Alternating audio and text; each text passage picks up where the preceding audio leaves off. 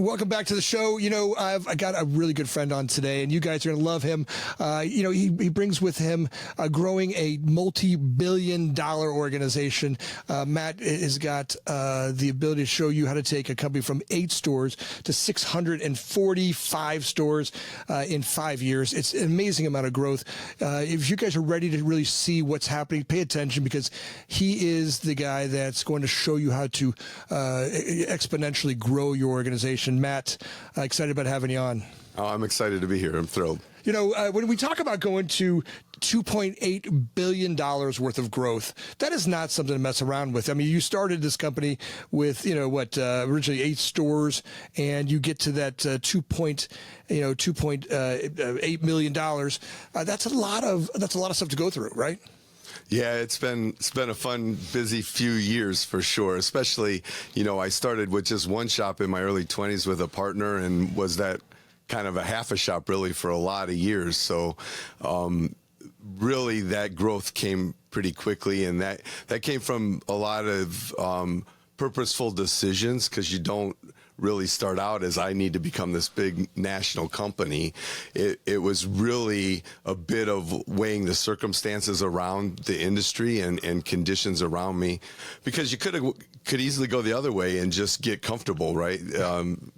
It was 8 stores in 2019, just hang out right there. I think my life would have been a lot simpler. My wife and kids would have saw me a lot more. They'd be maybe happier. I don't know. But maybe not. But I mean, look, that's the part that people always get messed up on. It's like, well, you think that because you say smaller and you're home more days, maybe that they're going to be happier. And I don't know if that could be true, because at the end of the day, the guy you become is the guy who grows this company. What you go through to grow the company is ultimately the man they fall in love with, even though sometimes it taxes the relationship with them. I'm certain that no matter what happens, my teenagers would complain about me if I was home every day or if I wasn't home every day. They would complain about it either way. But the fact that you go out and you're bold. I mean, this is a bold. Your background. When I hear about your background, it just inspires me and everything about it. I mean, the thought of going to that level of growth is not an easy spot. I mean, I've grown some big companies, and that your mindset change happens. I mean, that's on a daily basis. You're growing your mindset, and you're breaking through new floors every time you go through that. That's an incredible thing that I don't think many people get. What that takes to go through that. So let's back up a little bit and get from, let's go back. So I want the audience to kind of get comfortable with, all right, where you're at as an organization, wherever they're at. I want them to get to where you were at when you started this, right? So you're young, you got this half a shop that you're kind of partnering with a group. Now you break through that and you go, all right, I want to do what? Now, do you buy the shop from them? Yeah. It was so I had a partner, and in my early 20s, you get a partner for 2 reasons. Usually, you need somebody to run it, or you need money. I had no money, and he wanted somebody to run it, so it worked good. He was 20 years older than me, so my desire to kind of grow it bigger, and he had 3 other locations besides the one that him and I owned. So my desire to grow it bigger didn't line up with his kind of goals. So once he was ready to step out, retire, that's when I really started to grow. And I did it as much as I could, through SBA loans, and I could borrow money on real estate. Really, in 2019, what developed for me is I had 3 other locations, businesses I wanted to buy, and I needed to find a way to fund them, because I could borrow money on the real estate, but not to give somebody a couple $1,000,000 for their business, so to, or whatever the number was. But so I was looking for some mezzanine debt, went to an investment banker here in Chicago, and they encouraged me to talk to private equity, which part of me was like, well, I just got rid of a partner. I don't know if I want to take on a PE partner. But for me, it was a great decision. There are a lot of things that I thought about in coming to the conclusion to go ahead and do that. One of them happened to be the industry, because it is an industry that's consolidating. It's been very fragmented for all of its history. And the last 10 years or so is when all the consolidation has really picked up. And when you look at where the trends were going, it's a lot easier for insurance carriers to refer to a national company, get a much more consistent quality product across the country rather than individuals. You got the vehicles that are getting so much more complicated. So the amount of money that's going to be needed to invest in the training, the equipment to keep up with the technology of the cars is hard when you're small. Yeah. And then looking at those two things and kind of what I would call market conditions, and the opportunity was there to be a company that would grow and meet the needs of the future, or just kind of get comfortable with the niche that I was in. And that's not really my style. Like you kind of learn to dream big a little bit, even though that wasn't the initial goal. And then interesting, how things happen. Like I just happened to be watching a Netflix series called Peaky Blinders. I don't know if you've seen it, but there's an episode in there where Alfie Solomons is the character, and he's talking to Tommy, the other main character, and he says, "Look, one thing's true in this world, and it is that big fucks small." Right. Always. That's right. Always. That's right. And so from the perspective of, I didn't want to grow big so I could do that to people, but I wanted to protect my company. Right. So I didn't want to be the small one that got ran over. So it's been a great experience for me. It's definitely taken a lot of help from my team, and that's a component of it, that we'll probably get to in this conversation. You said it well in the introduction. One thing for sure along this way that I have to do is to continue to grow me, because if I don't continue to advance, I'm going to hold the company up. I'll be the bottleneck at some point, because I view it like the company would be twice what it is today when I'm capable of running a company twice what it is today. And if I don't grow my capacity to be able to do that, then the company will either stop growing or it'll need another leader. That's kind of how I've approached it.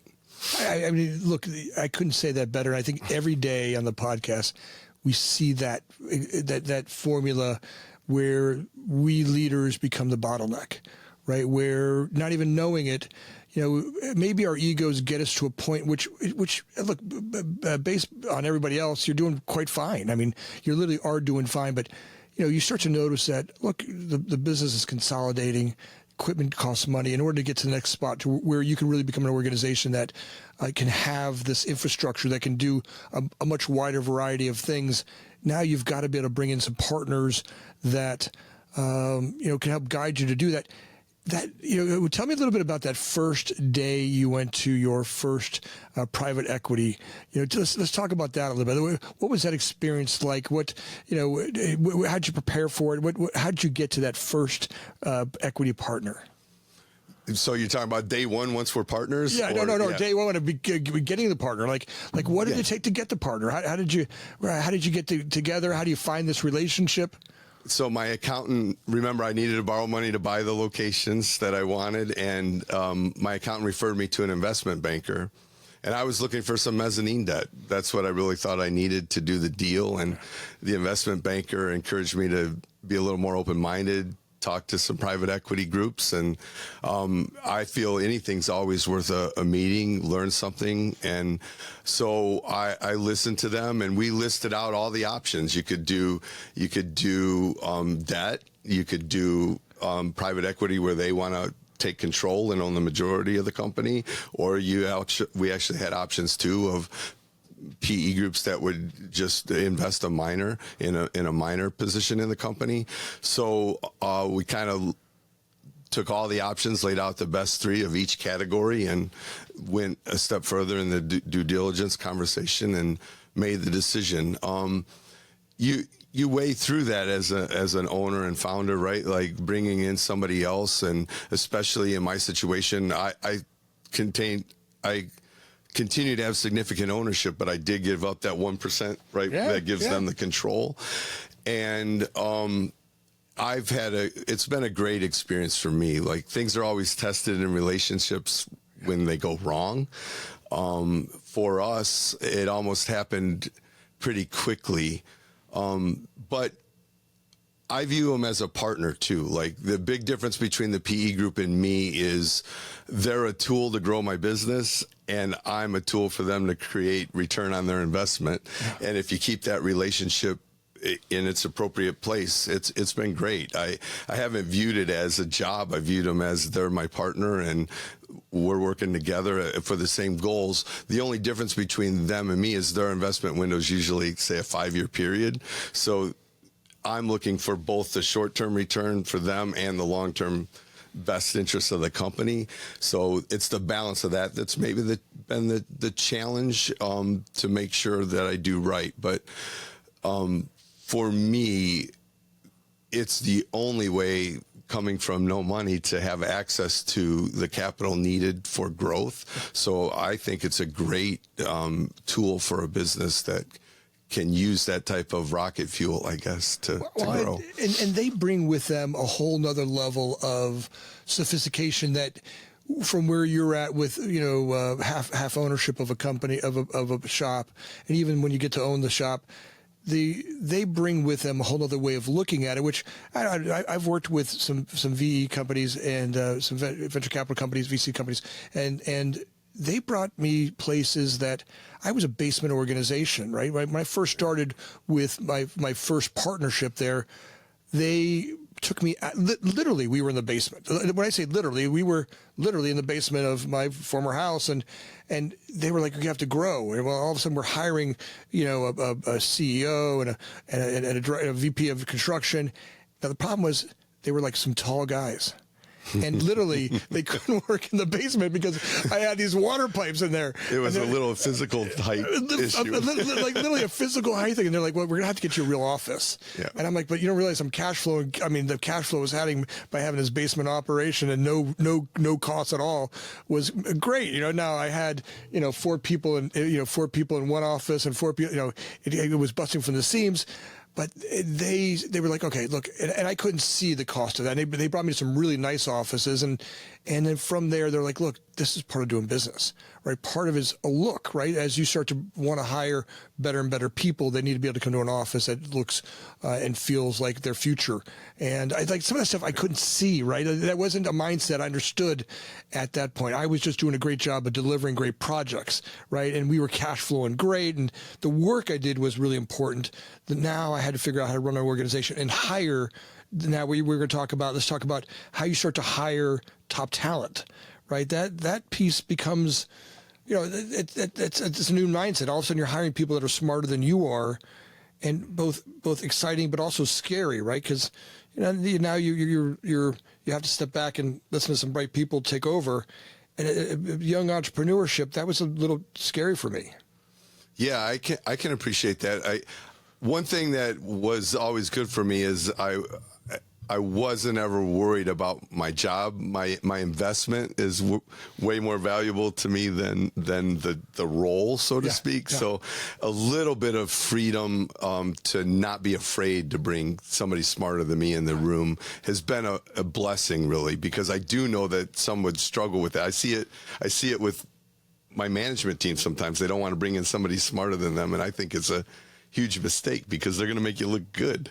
It's hard, and I get it. It's that like lower me. By the way, this is taking. I'm about to give away 20 years worth of mental work, right? But it's that lower me that had something to prove, or maybe something I didn't understand. I was trying to prove about myself. This young guy who never graduated college, and maybe part of that was like all of a sudden the smart guys were going to come in and run this place, and maybe I wasn't.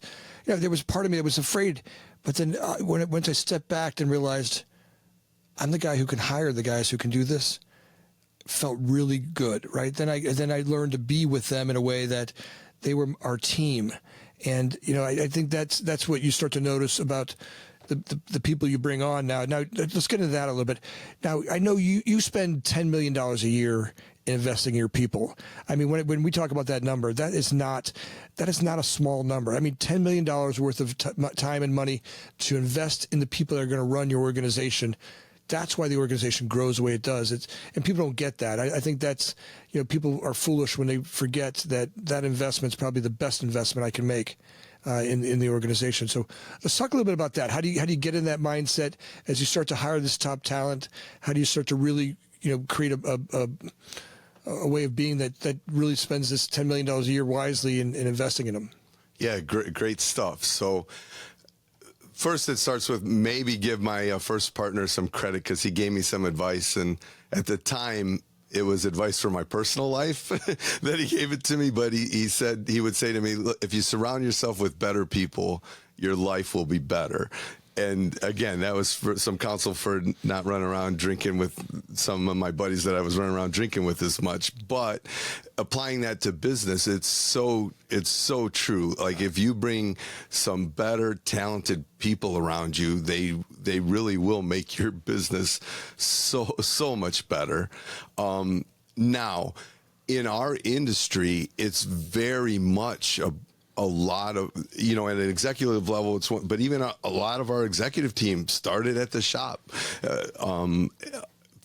We have some that were detailers that are now executives, some that came in an entry sales position, now executives, some that were mechanics. So that's been really cool to see, but that advancement can only come from the training. So you bring some outside talent in and then you grow. And I think the reason why it's been so important, why I know the reason why it's been so important for Crash Champions is because it's all people. Nothing gets done with, like, robots can't fix the cars yet. AIs can't do all the communicating. Like, nothing happens without the people.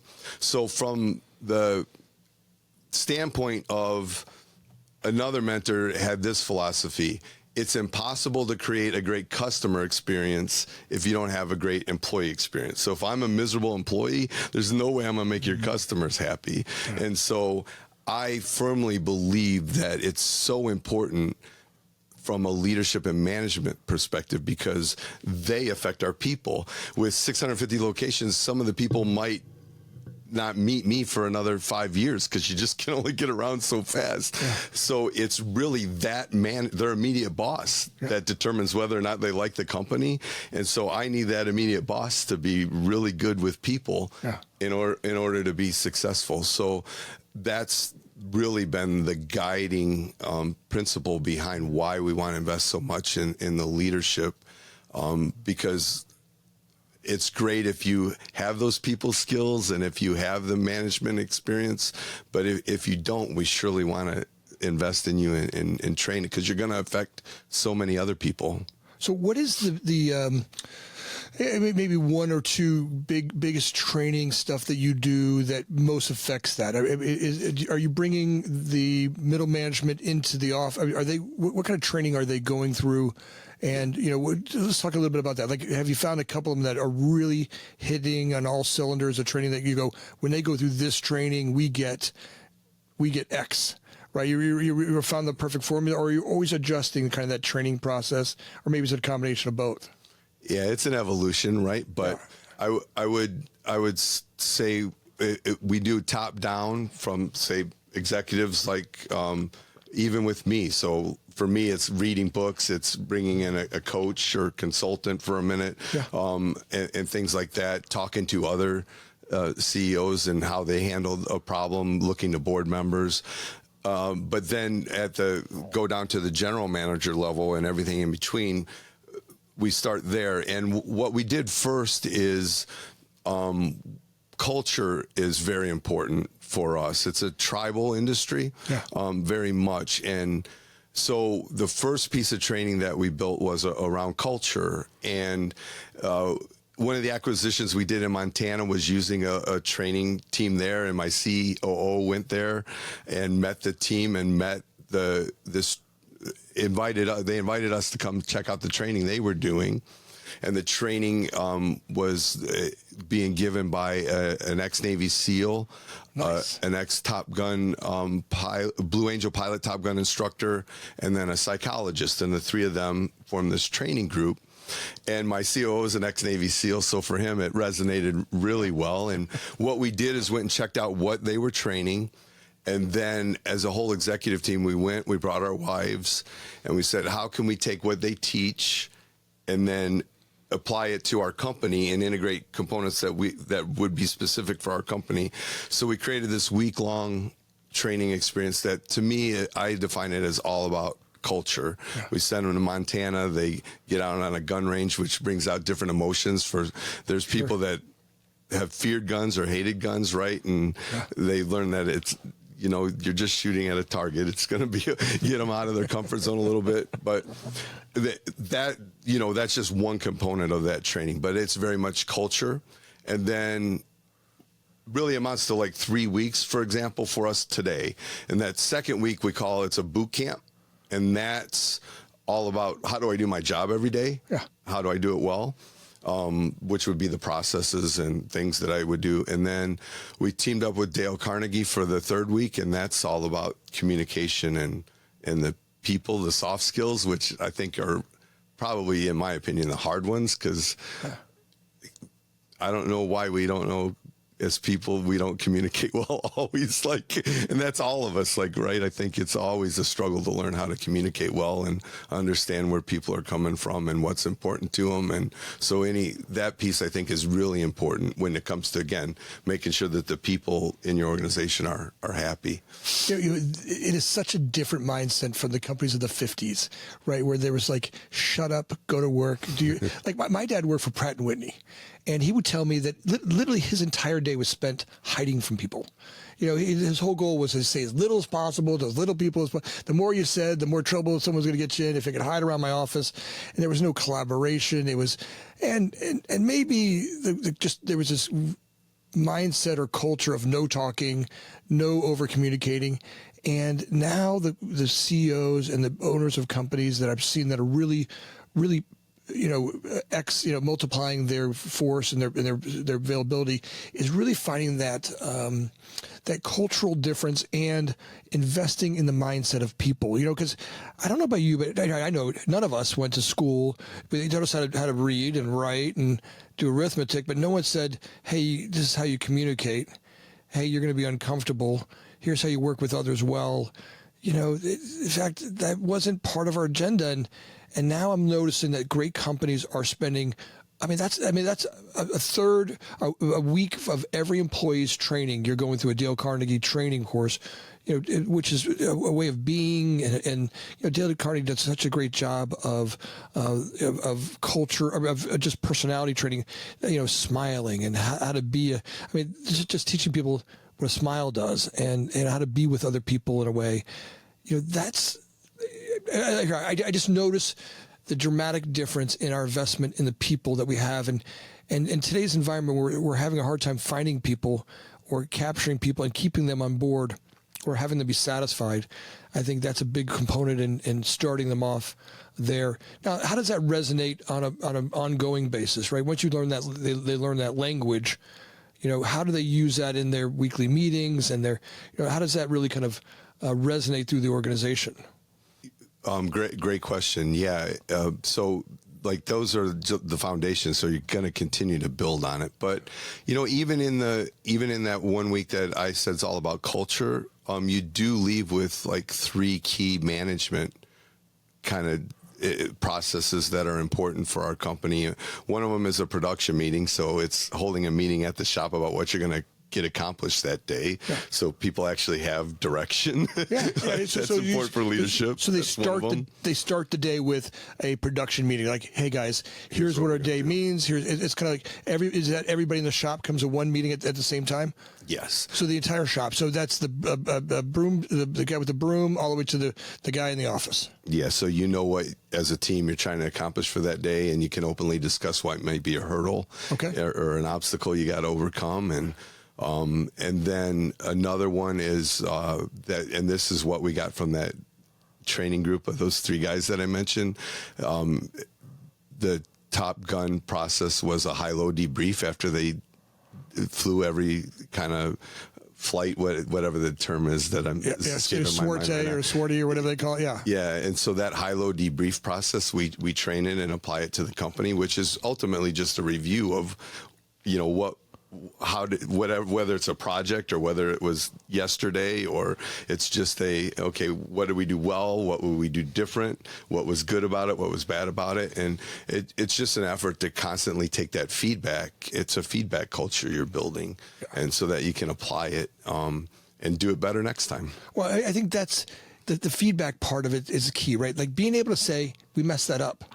Yeah. Right. I mean, I look at it here in 27 years of doing this, and probably in the last 8 years, there's been a dynamic change in that ability to say, we messed that up or we did that wrong.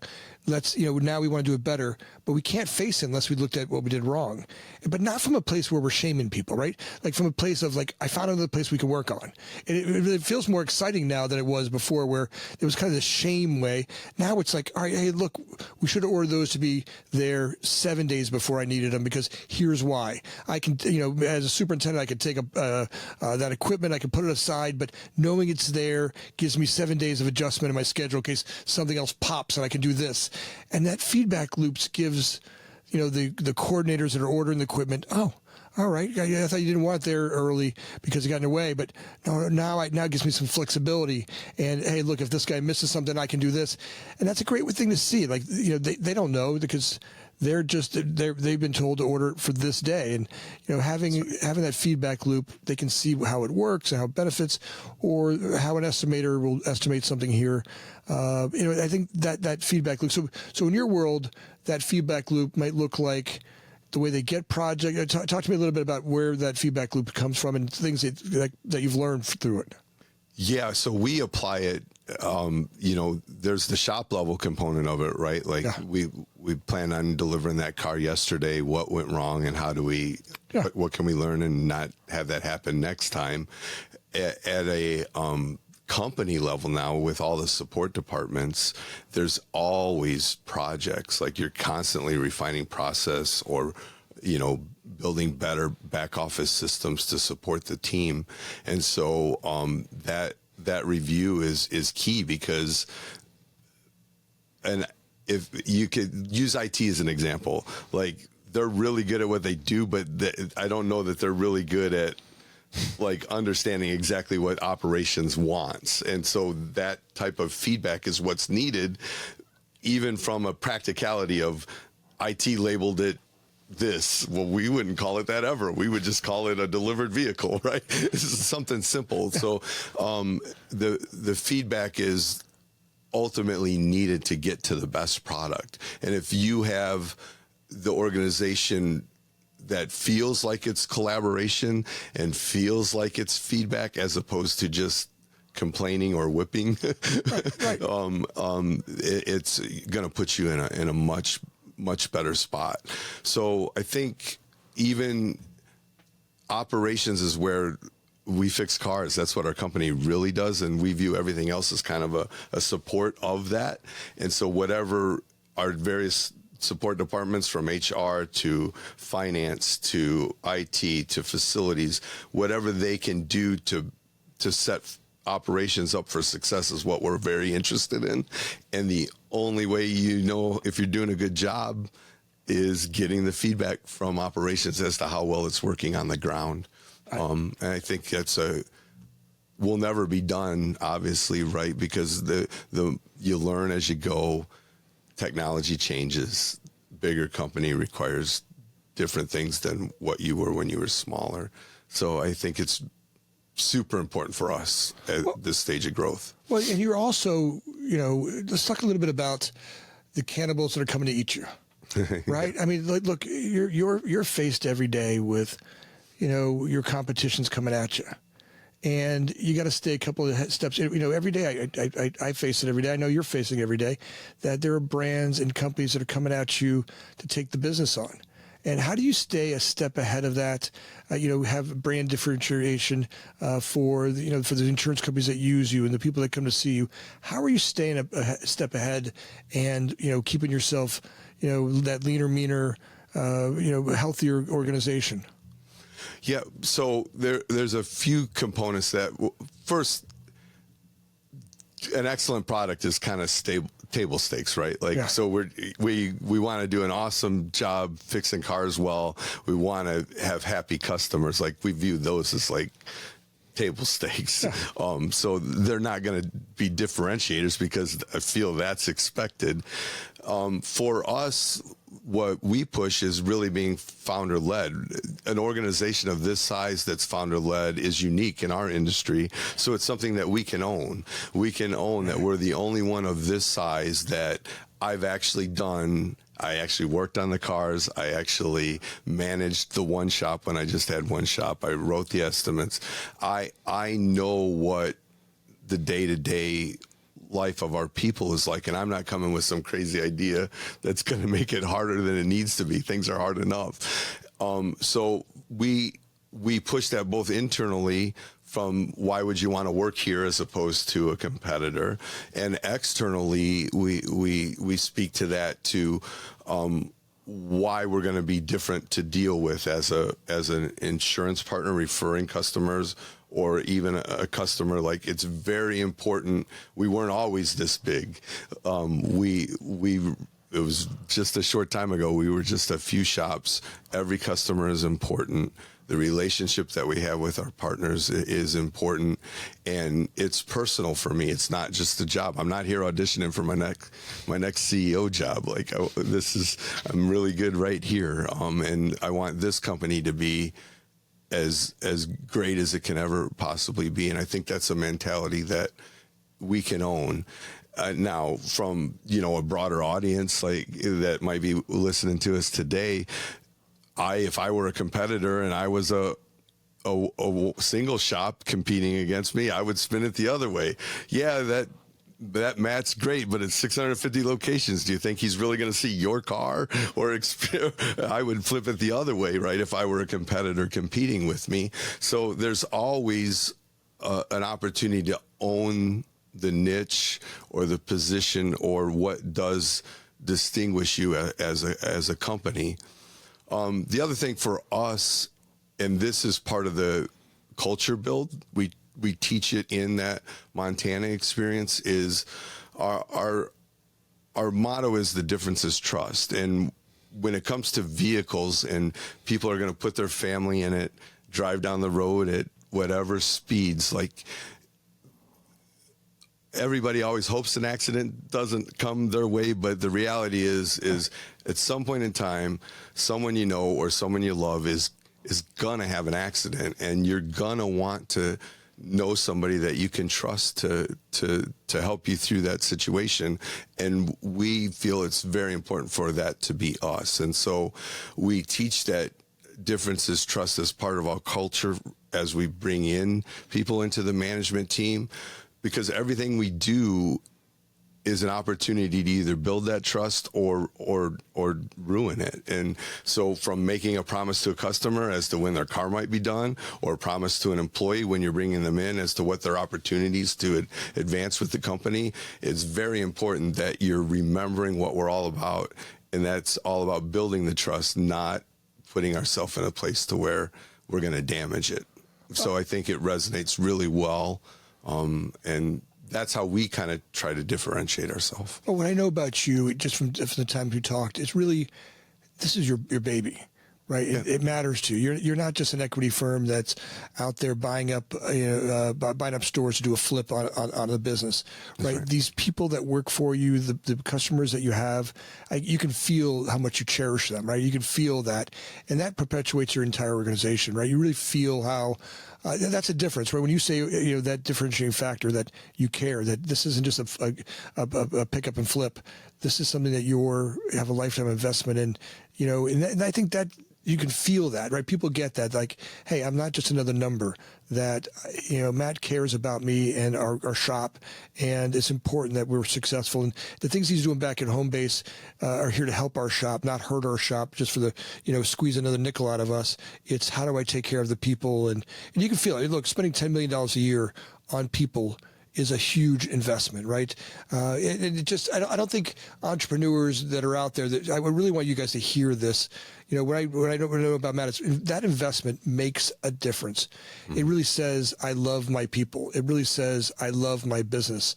That, you know, it's the kind of love that says, making investments in you. You know, look, I'm not all altruistic. I mean, I'm not trying to say that's pure, but knowing that having great investment in people around me, I don't know. I've passed just the money, right? In my life, I look, the money's been great. I look at my family and I do okay.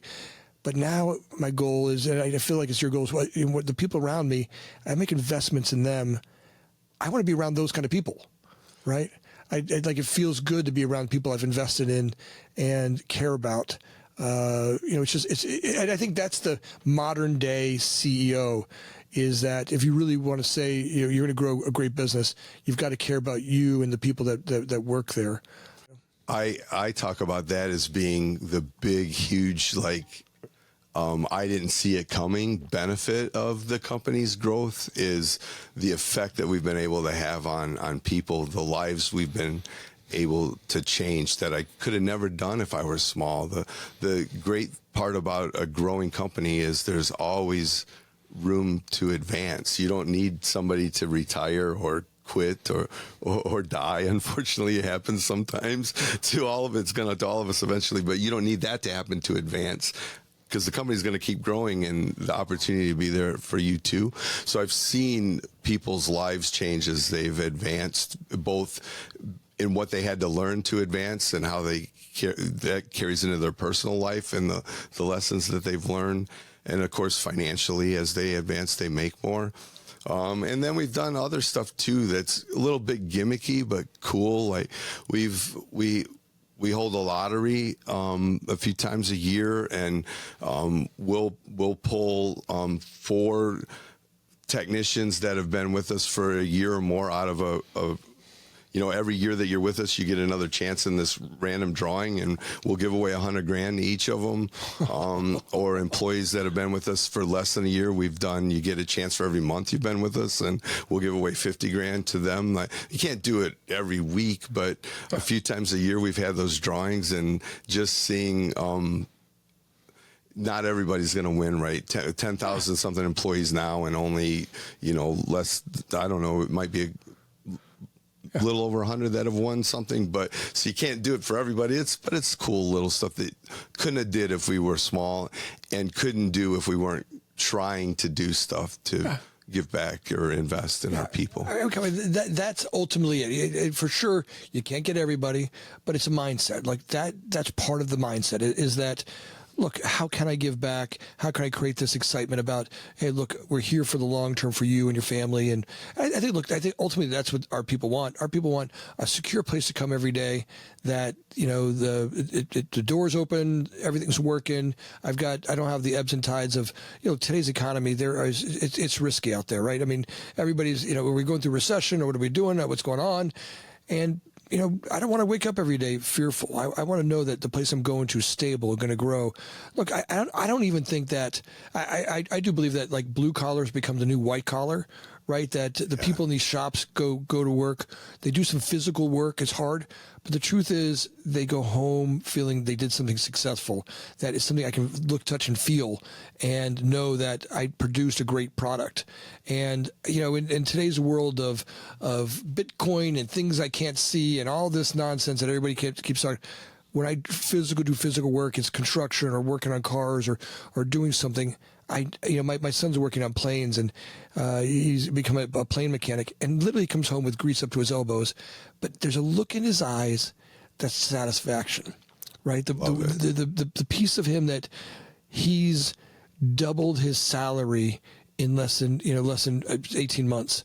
You know, he's worked his ass off to, you know, nights, and he works 7 days a week. He literally loves his job. It's like fun for him. Yeah. And he's got a 5-day-a-week job. And then he goes works for some billionaire on his, you know, exotic plane collection, and doing these really crazy, amazing things he gets to do. And he calls me up on it's an hour ride out to this guy's secret little bunker out in the middle of Florida, Everglades somewhere. It's got this, you know, a hangar full of different kinds of jets, and you know, just the excitement that he has for it. And I think that's what you get to offer today. It's different than where everybody where a lot of the hidden white collar jobs were that are being lost to ChatGPT and all these things that they thought now I go to work and physical work isn't bad. It actually feels pretty damn good to do something with my hands and then go home and hit the pillow feeling satisfied, maybe even a little tired. So I think it's awesome what you're growing. You inspire me. What I wanted to show is it just inspires me what you're doing and the level by which let's do a little bit more on how.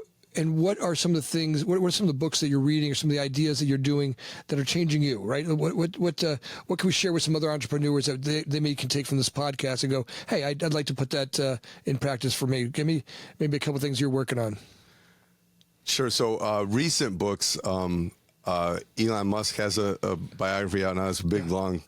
Yeah. It's pretty thick. But what I learned from that is he truly questions everything and what is possible. And I think to be excellent at something or to do something really, really well, you constantly do have to not just change for the sake of change, but you have to question, it would describe, the requirement is 6 bolts. Well, why? Who said that? And can I talk to that person? Oh, the government. The government said it. Okay. Well, who in the government owns that it has to be 6? And if it needs 6, great. But what if it doesn't? Or who said it had to be this metal? And why does it have to be this metal? That's the way he thinks, and that's why he excels at what he does. But it's the same for me. It's easy to say things are okay, things are good, but then it's a little bit of not accepting everything as it is today as how it's always going to be. Is there a better way? And I could find it. I see that in his book. He a little bit kind of creates his own crises sometimes because he thrives in it. I love that piece. that whole piece of first principle related. I mean, look here. Why? Not enough of us entrepreneurs do that. We get caught up in that's how we've always done it, and we kind of get blinded to that mindset, that why mindset of why 6 bolts as a 5 bolts or why this metal. My favorite part of that book. When I got done reading that, I couldn't wait to come back to the leadership meeting and go, how are we not doing this, right? How are we not applying that to, and I'll tell you what really came out of it for me was getting rid of all the paperwork. Yeah. we produced this manual that went to every job site that took someone 2 days to literally kick out of a printer and had this binder that had all this paperwork. And every job site I ever went to it was in some corner, hidden under stuff. And that one of the first things that came out of that book for me was, what is all that stuff? Why do we do? Well, we have to have that binder. It's got this thing in there, they got that thing there. Right, they all have iPads. Can all that go on an iPad? Go great. Now we mean subcontractors can sign in, and all that can happen electronically on an app that we do. That now they show us their phone. It's green. They signed off their safety statement. And it just created a whole nother mindset for every decision that we, the signs that we produce on job sites, and just every line item. Because over time, our general conditions got pretty fat. Yeah. Right. Just things you don't even realize. Oh, we sent up 4 fire extinguishers every job. Well, why can't that fire extinguisher from the last 2 job sites go to the next one? Well, someone's got to put it in their car and drive it over. Are they going to do that? Well, yeah, that's 4. I mean, that's $700 or $900, whatever it was, for the extinguishers, and the superintendent had to put it in their car and drive it over. That was it just took a second to think differently, and it just became this probably a better solution than what do I do with the fire extinguisher when the job site's over with anyway, right? Where they not? Most of them is someone's house or in a dumpster, and you're like, what kind of environmental nightmare are we? Right? Yeah, right. So there's some guy with these in their garage, and you're like, okay, or someone's garage sale. So yeah. Look, I love that. I love that one. Any other bits that jumped out at you loved? Sure. A couple books I've read recently were from Tim Grover, who was a trainer of Michael Jordan, and of course Chicago guy. The 90s Bulls were still one of my favorite teams, right? Yeah. But that winning mindset as opposed to, and he speaks of them differently. There's those that, that might come through in the clutch. There's those that are super talented, but the mindset of winning is different. If you follow the Bulls or even watch The Last Dance, you see it in Michael Jordan. It was relentless. It might have been rough as a teammate, but one thing for sure is he was going to be there with you, and you were going to win. And I can tell you that in my organization, that's something that I'm constantly pushing, because some people are okay with just getting through the day, and that doesn't quite vibe with what I'm trying to do. Yeah. So at least I want people to understand the way I think, and that I'm here trying to win. And if you're not here trying to win with me, we maybe should rethink this, because you might be working contrary to where I'm trying to go if you just are content with the status quo. There's a ton of points in that book but it's very much a mindset and a willingness to do whatever it's going to take to be that hyper focused. It's not about balanced. And I joked about my family being happier maybe if I stayed smaller, but it's good to be loved. It's because they want to be around you more. And I try to find balance in ways like make the time I'm with them quality time. There you go. Because I can't be in two places at once, and I know just how driven I am. We might as well be honest about that conversation. But I got that from that book. He tells the stories of, look, I wasn't going to lie to my family and tell them I'll be here more, because that's not going to happen. But I'm going to do things to change the quality of time when I am here. And I've tried to apply lessons like that, because I know that I'm not balanced. I don't demand imbalance of my people, but they do know that we're here to win. And one thing he taught was like, what's in the center of a balanced scale? What number? It's a 0. And so that's not really the number that is very appealing in my mind. So I think I get shit for it all the time.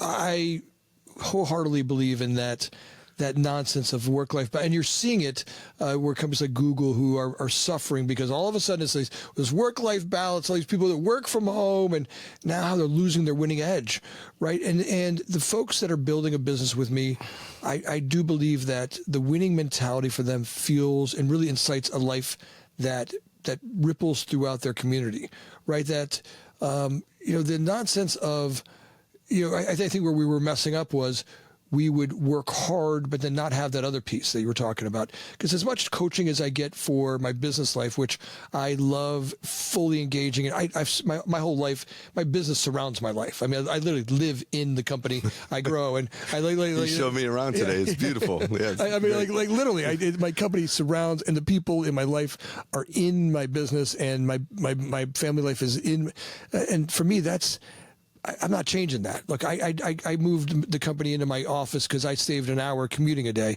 each way, right? I can start at 6:30 in the morning. I can end at 7 o'clock at night, and still spend time with my family. Now, as much work as I've done on the business side, I've also had to do some work on my family side so that when I'm there, I'm really there. Right. And that's vacations and time.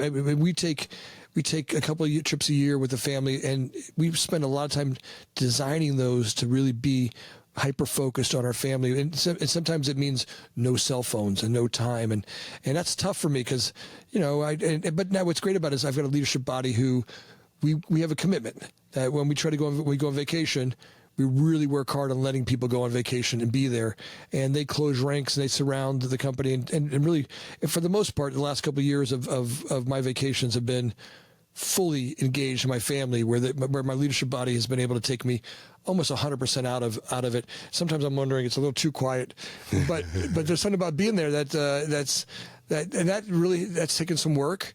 I had a consultant come in, and I had a 30-day vacation. And wow, that's awesome! A 30-day vacation. Which was did you go crazy? Or we went around the world with the kids and did this whole family trip that we did. And I remember I was on a bus in India, and I'm like, I couldn't take it. I'm like, I have to call my office, and I called in the office, and they were it came up on my calendar. I had just caught them.